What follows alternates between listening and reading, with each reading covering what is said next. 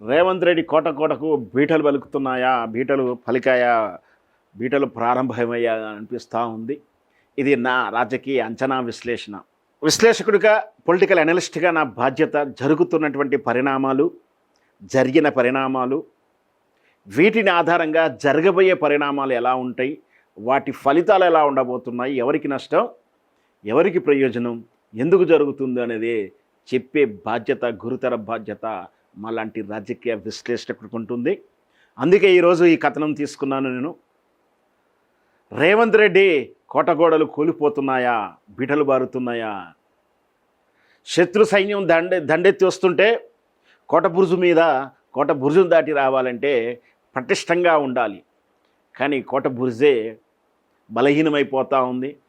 ఒకవైపు మెత్తుకుంటూ వస్తుంటే ఇంకోవైపు కారుకుంటూ పోతూ ఉంటుంది. అట్లాంటప్పుడు ఖచ్చితంగా రాజ్యం మీద శత్రువులది లేదా ఇతరులదే పై చేయొత్తుంటుంది. చరిత్రలో ఇట్లాంటి సాక్ష్యాలు ఎన్నో చూశాం.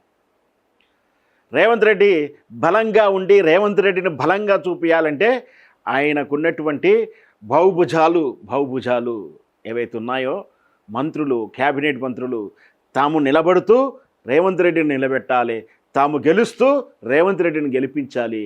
ఇది స్ఫూర్తి. కానీ ఆ స్ఫూర్తి మిస్ అవుతూ ఉంది. క్యాబినెట్ మంత్రులు నామమాత్రంగానే మంత్రులు అయ్యారా? క్యాబినెట్ మంత్రులకు పవర్స్ తగ్గిపోయాయా?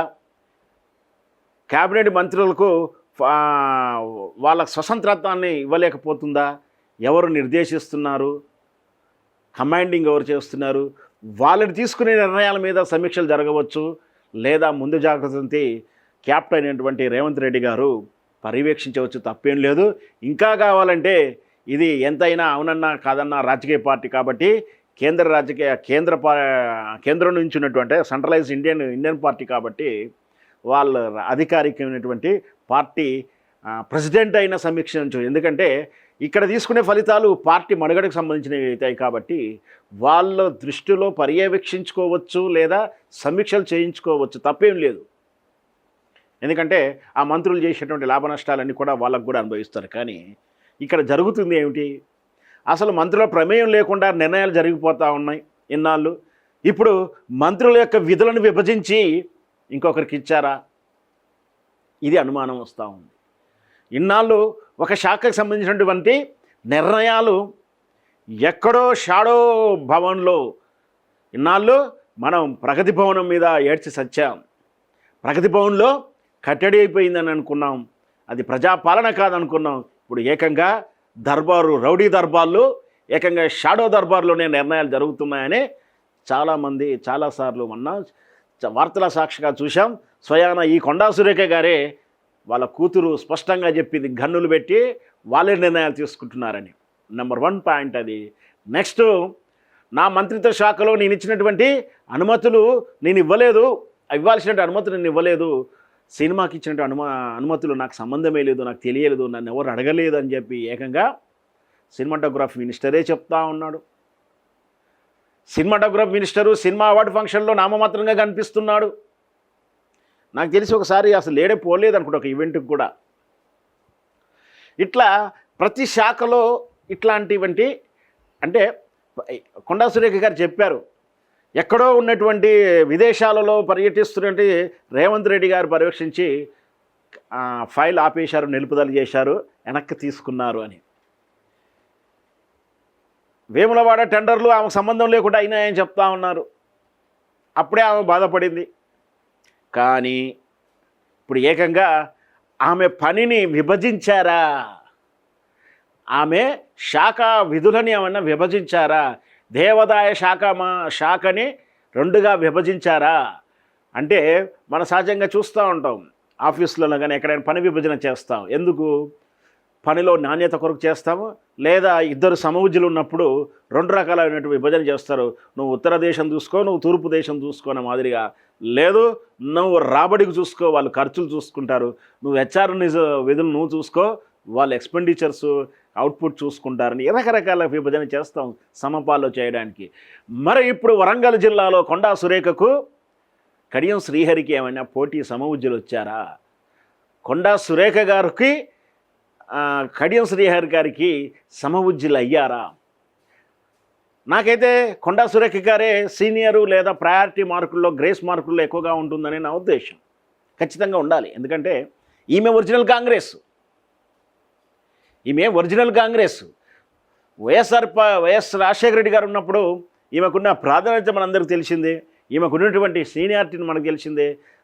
దీర్ఘకాలికంగా రేవంత్ రెడ్డి నిన్నామన్న వచ్చాడు, అది ఎట్లా వచ్చాడు, ఏమొచ్చాడు, జూబ్లీస్ క్లబ్లో ఏం జరిగినాయి, ఇవన్నీ కూడా చర్చలు జరుగుతూ ఉన్నాయి. ఆయనకి ఏ విధంగా హెల్ప్ అయింది జూబ్లీస్ క్లబ్ అనేది కూడా నిన్న మొన్న ఎవరు కంప్లీట్ చేశారు, అది వీడియో చూశాను.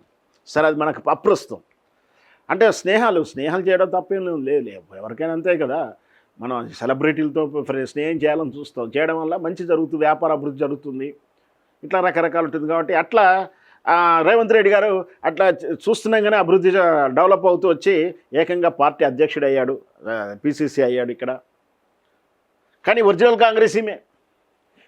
కడియం శ్రీహరి దొంగ కాంగ్రెస్ కార్యకర్త, దొంగ ఎమ్మెల్యే. ఇప్పుడు నిజంగా చెప్పాలంటే దొంగే. ఎందుకంటున్నామంటే ఆయనకి పార్టీ ఏ పార్టీలో ఉన్నాడు ప్రస్తుతానికి, అంతకు ముందే పార్టీ అయినా, ఇప్పుడు కాంగ్రెస్. మరి కాంగ్రెస్లో ఎందుకు ఆయన ప్రయారిటీ ఇస్తున్నారు ఈరోజు రేవంత్ రెడ్డి గారు? ఎందుకు ఆయనకు విధుల్లో పని భాగం ఇచ్చారు? కొండా సురేఖ నిర్వహించేటువంటి శాఖ యొక్క సమీక్షలు ఇప్పుడు కడియం శ్రీహరి గారు నిర్వహించారని చెప్పి మన కొండా సురేఖ గారు అగ్గిల మీద గుగ్గిలపై క్యా హై మీరు ఎట్టట్లా చేస్తారు క్యా అని ఆమె పోయి రేవంత్ రెడ్డిని నిలదీయలే, కడియం శ్రీహరిని అడగలే. ఇక్కడ మహేష్ గౌడ్ గారు ఉన్నారు, రాష్ట్ర కాంగ్రెస్ ప్రతినిధిగా, పెద్దవాడిగా, పెద్ద ముత్తైదుగా. ఆయనను అడగలే. ఏకంగా పెదరాయుడికి వెళ్ళిపోయింది కాంప్లైంట్, అధిష్టానంతో తేల్చుకుంటుంది ఏం జరుగుతుంది ఈ రాష్ట్రంలో అని. ఇక్కడ వీళ్ళకి చెమటలు పట్టాయి. మేము ఇక్కడ ఉన్నాం కదా, కనీసం మాకు మాట వరుసగా చెప్పాలంటే మీరే మోసగాళ్ళు, మీరే ద్రోహం చేస్తారని అనుకుందేమో. కాపాడాల్సినటువంటి మీరే ఆమెని మంచిగా చూడాల్సినటువంటి మీరే ద్రోహం తలబెడుతున్నారు, మీరే ఆమె ఆత్మ న్యూన్యతకు నెట్టేస్తున్నారు అనుకున్నప్పుడు మీకెట్లా ఫిర్యాదు చేస్తుంది ఆమె? మీరే అన్యాయం చేస్తున్నారు. మీ సూచన లేకుండా కడియం శ్రీ గారు ఎలా నిర్వహిస్తాడు సమీక్షలు అని అనుకుందొచ్చు బహుశా ఈ కొండా సురేఖ గారు. ఏకంగా సెంట్రల్ కాంగ్రెస్కే ఫిర్యాదు చేసింది. ఏం జరుగుతుందో బహుశా ఇవాళ రేపు ఢిల్లీ కూడా వెళ్ళే అవకాశాలు ఉన్నాయని వార్తలు అందుతూ ఉన్నాయి. బస్తీ మీద సవాల్ అంటుంది మరి ఆవిడే. గతంలోనే మనం చూసాం రాద్ధాంతం ఎంత జరిగిందో, కెమెరాల సాక్షిగా అరెస్టులు, పోలీసులు. ఈమె పియ్యని లేపేద్దామని చూసినటువంటి లిఫ్ట్ చేద్దామని చూస్తే ఆమె ఏ విధంగా తిరగబడి ఆడ సింహమై అలా కూతురు ఈమె రేవంత్ రెడ్డిని అదురుకునేలా చేసి చివరికి అదురులు బెదురుల మధ్య రాజీ కుదిరిందని కూడా గాంధీ భవన్లో గుసగుసలు వినిపించాయి. మనకు రాజకీయాల్లోనే మామూలు మనుషులమే అనుకుంటాం, పంతాలు పంటిప్పులు మనకెందుకులే, సరే జరగాల్సిన కార్యక్రమం ముందుకెళ్ళిపోదాం అనుకుంటాం, సహజమానవులమే. అట్లాంటి రాజకీయాల్లో ఉండేవాళ్ళు ఆమె కూడా గొడవ పెట్టుకోవాలనుకోలేదేమో, రాజీ పడింది. ఎందుకు రాజీ పడింది కూడా చెప్తాం. ఇప్పుడిప్పుడే ఎన్నికలు లేవు, ఎన్నికలు ఇంకా చాలా కాలం ఉంది. మళ్ళీ చాలా కాలం తర్వాత మళ్ళీ కాంగ్రెస్లో గెలిచే అవకాశాలు లేవు. కాంగ్రెస్ అధికారంలో ఉన్నప్పుడే కాస్త మనకు పట్టు ఉంటుంది, వాళ్ళకు బాగా థ్రెట్ ఉంటుంది. మనందరికీ తెలిసిందే, కొండా మురళి గారికి చాలా థ్రెట్లు ఉన్నాయి. సరే, ఇప్పుడైతే అవి సద్దుమణిగాయి, చెప్పలేము ఎక్కడి నుంచి ఏముంటాయో. ఈ సమయంలో చాలా కాలమైంది అధికారానికి దూరం అయిపోయి వాళ్ళు బీఆర్ఎస్ పార్టీతోటి స్నేహపూర్వకాన్ని కాస్త వైరాన్ని మార్చుకున్నారు. ఐడెంటిఫికేషన్ కోసం లేనిపోని విమర్శలు చేసి అక్కడ పచ్చగడ్డేస్తే మండిపోయేలాంటివంటి వాతావరణం క్రియేట్ చేసుకున్నారు. సో అక్కడ బీఆర్ఎస్కి అవకాశాలు లేవు. ఇప్పుడు మళ్ళీ కాంగ్రెస్ని కాదంటే ఇప్పుడు రెబల్ కాంగ్రెస్లో ఉంటే ఈమె రాబోయే ఆ రోజు నుంచి చూసుకుంటే రాబోయే 4 ఏళ్ళు అరణ్యంలోనే కనిపిస్తున్నట్టుగా ఉంటుంది, ఘాటుగా ఉంటుంది. ఆ టర్మ్ తర్వాత మళ్ళీ కాంగ్రెస్ వచ్చే దాఖలాలు లేవు. సో ఇవన్నీ ఆలోచించుకున్నారేమో. అధిష్టానం కూడా రాజీ పెట్టింది. సరే, ఏదో రకంగా రాజీ కుదిరింది, దాని వెనక చాలా మతలబ్ జరిగిందని కూడా అంటారు. మనకు అనవసరం విషయం, మన సాక్ష్యాధారాలు లేనిది ఆ విషయాన్ని ప్రస్తావించను. సో ఈ విధంగా కొండా సురేఖ గారు ఆనాడు చేసినటువంటి అలజడి మళ్ళీ ఇప్పుడు ఏకంగా బాంబు ఇక్కడ కోటబురుజు మీద వేయకుండా ఎక్కడో వేసింది, కానీ ఇక్కడ బీటలైతే పలికింది, బీటలు బారాయి.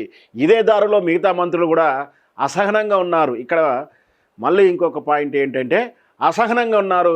మనందరికి తెలిసిందే, నిన్ననే మనం చూసాం జూపల్లి కృష్ణారావు గారి టూరిజం శాఖ సమీక్ష ఏకంగా ముఖ్యమంత్రి గారు చేశారు. దీనికన్నా ఇక్కడ అంటే ఈ దేవాదాయ శాఖ సమీక్ష కన్నా అది చాలా బెటర్. ఎందుకంటే ఇంతో అంత ముఖ్యమంత్రి గారికి బాధ్యత ఉంటుంది క్యాబినెట్ మీద, ఆయన రాష్ట్రం మీద సర్వ అధికారాలు హక్కులు కూడా ఉంటాయి కాబట్టి ఆ శాఖ మీద కూడా బాధ్యత తన మీద ఉంటుంది. యాజ్ ఎ ముఖ్యమంత్రిగా రాష్ట్ర బ్యూరోక్రాట్స్ ప్రతినిధిగా ఆయనకు హక్కు ఉంటుంది కాబట్టి పోనీలే జూపల్లి గారిది ఆయనని జీరో చేసి నువ్వు ఆడుకోపో అంటే ఈత కొట్టుకుంటూ ఆడుకుంటున్నాడేమో. పిల్లలు కూడా మనం కూడా అంటాం కదా, మీరు మీ పని ఏదో చేసుకోపో, మేము పని చేసి పెడతాం, నువ్వు ఆడుకోపో, మీ పని మేము చేసి పెడతాం, మీరు ఎలగబెట్టి చాలు అని పిల్లల్ని పంపించేసి మనమే చేసేస్తాం కొన్ని పనులు. మరి అట్లాంటిది అనుకున్నారేమో. జూపల్లి గారు పోయి స్విమ్మింగ్ పూల్ హాయిగా సేద తీరుతున్నాడు. అది నేను కూడా మళ్ళీ నేనే చెప్పాను, అది ఎప్పటి వీడియో నాకైతే తెలియదు, కానీ నిన్న వచ్చిన వీడియో వార్త మాత్రం ఇక్కడ సమీక్ష జరుగుతున్నప్పుడు అక్కడ ఆయన ఎంజాయ్ చేస్తున్నారని చెప్పేది అర్థం. అక్కడ నాకైతే తెలియదు, నేనైతే చూడలేదు. నేను చాలా వరకు ఏ వార్తలను కూడా ఐ విట్నెస్గా చూడండి, శోధన చెయ్యండి. మ్యాక్సిమం ఏ వార్తని సేకరించను, ఏ వార్తను వెల్లడించను, ఏ వార్తను పబ్లిష్ చేయను, ఏ వ్యాఖ్యలు చేయను. అధికారికంగా నేను క్రాస్ చెక్ చేసుకున్న తర్వాతనే చాలా చెప్తాను. కాబట్టి మళ్ళీ ఇక్కడ అలాంటి అనుమానాలు ఉన్నప్పుడు ఎట్ ది రేట్ ఆఫ్ నాకు తెలియని విషయము అని చెప్తున్నాను. జూపల్లి గారు నిజంగా అప్పుడే స్నానాలు చేస్తూ ఆటలు ఆడుతున్నాడా మనకైతే మీడియా వార్త మాత్రమే అది. నేను వెనక్కి వెళ్ళడానికి అక్కడ నేను సరైన సమాచారం దొరకలేదు. మొత్తం మీద అది నా క్రెడిబిలిటీ. సరే, ఇక్కడ కొండా సురేఖ గారు మరి అధిష్టానానికి చేశారు, ఇక్కడ జూపల్లి గారు చేశారు. ఇక మనకు తెలిసిందే నిన్న మొన్న మన కోమటిరెడ్డి గారు ఆయన కూడా ఆయన సినిమాటోగ్రఫీ మినిస్టర్ మీద జరుగుతూ ఉంది. ఏపోతే హోమ్ మినిస్టర్ మనకు ఎట్లాగూ లేడు, పెద్ద ఈసారే కాబట్టి అక్కడ ఇట్లాంటి గొడవ రాలేదు. విద్యాశాఖ మనకు గొడవలు రావు, ఎందుకంటే ఈసారే కాబట్టి. ఇకపోతే బీసీ గురుకులాలు ఇవన్నీ ఉన్నాయి కదా మన పొన్నం ప్రభాకర్ గారు. మరి ఆ పొన్నం ప్రభాకర్ దాంట్లో ఏలు పెట్టకపోవచ్చు, నాకు తెలిసి అంత ధైర్యం చేయరు. ఎందుకంటే దట్ ఈస్ ఒరిజినల్ కాంగ్రెస్, వీళ్ళంతా డూప్లికేట్ కాంగ్రెస్. వీళ్ళు సోకాల్డ్ కాంగ్రెస్, ఆ ఒరిజినల్ కాంగ్రెస్ ఆయన పటిష్టమైనటువంటి ఇన్ఫ్లుయెన్స్ ఉన్న వ్యక్తి కాబట్టి, పైగా ఆయన గ్రిప్ ఉన్నటువంటి ముఖ్య మంత్రి నాలెడ్జ్ ఉన్నటువంటి వ్యక్తి కాబట్టి ఆయన షాకులో ఇన్వాల్వ్మెంట్ ఉండకపోవచ్చు అనేది నేను ఎక్స్పెక్ట్ చేస్తూ ఉన్నాను. ఇకపోతే మిగతా దాంట్లో కూడా ఇవన్నీ అంటే రెవెన్యూ చూసుకున్నా, హోమ్ తీసుకున్నా, విద్య తీసుకున్నా, ఏ మినిస్ట్రీ తీసుకున్నా దాని వెనక నిర్ణయాలు ఈ బాసుకు కానీ ఈ బాసుకు నమ్మిన కొంతమంది ముగ్గురు ఇద్దరు ఉన్నారు. అందరికీ తెలిసిన పేర్లు అవన్నీ కూడా. పైగా దాంట్లో కొందరు సలహాదారులు అఫీషియల్ పోస్టులో ఉన్నారు. ఆ ముగ్గురు నలుగురు లేదా ఇంకా 3-4 అవుట్ ఆఫ్ స్టేషన్, అంటే కోటరీలో లేకుండా మనకు కనపడకుండా మన కోటరీలో మన అఫీషియల్ ప్రగతి భవనం, ప్రజాభవనం, మన రేవంత్ రెడ్డి దర్బార్లో కాకుండా బయట ఉండేటువంటి ఆ దర్బార్ వేరే ఉంటుంది. వాళ్ళ నిర్ణయాత్మకమైనటువంటి నిర్ణయాలు వాళ్ళే డిసైడ్ చేస్తారు. వాళ్ళు శోధన చేస్తున్నారు. భూతత్వాలు బైనాక్యులర్లు పెట్టి గూగుల్ మ్యాప్లు చూసుకొని ఎక్కడెక్కడ ఏం జరుగుతుంది, ఎక్కడెక్కడ ఏం జరగాలనో డ్రోన్లు వేసుకొని తిరుగుతున్నట్టు ఐలుక్కులు చూస్తున్నారని చెప్పి ఆరోపణలు వస్తూ ఉన్నాయి. వాళ్ళు డిసైడ్ చేస్తూ ఉన్నారు. ఈ విధంగా రాజ్యాంగ స్ఫూర్తిని నడుమున హైదరాబాద్ నడిబొడ్డులో రాజ్యాంగ స్ఫూర్తిని, ఫెడరల్ సిస్టాన్ని ఇట్లా కూనీ చేస్తుంటే రాజ్యాంగ విలువలని కాపాడాల్సినటువంటి ప్రతినిధులే రాజ్యాంగ స్ఫూర్తిని దెబ్బతీస్తూ ప్రజాస్వామ్య విలువని అపహాస్యం చేస్తున్నటువంటి విధానానికి రాబోయే రోజులు ఇంకెంత ఘోరంగా ఉంటున్నాయో అని భయాందోళన అవుతుంది అలాంటి ప్రజాస్వామ్య ప్రేమికులకు. ఇది కొండా సురేఖ గారి వీటలు ఇవి జరుగుతున్నాయి. కొందరు ఇవి రేపో మాపో పేలనున్నాయి. ఇంకొకటి ఏంటంటే ఇక్కడ ప్రధానంగా 2.5 సంవత్సరాలు దాటేసి 3వ సంవత్సరాలకు వస్తున్నాం. ఖచ్చితంగా క్యాబినెటు మంత్రి పోర్ట్ఫోలియో మార్పులు, కూర్పులు, చేర్పులు ఖచ్చితంగా చేయాల్సిన పరిస్థితులు వస్తూ ఉన్నాయి. ఒకవైపు రాజగోపాల్ రెడ్డి గారు అమీతుమీ అన్నట్టుగా ఉన్నారు.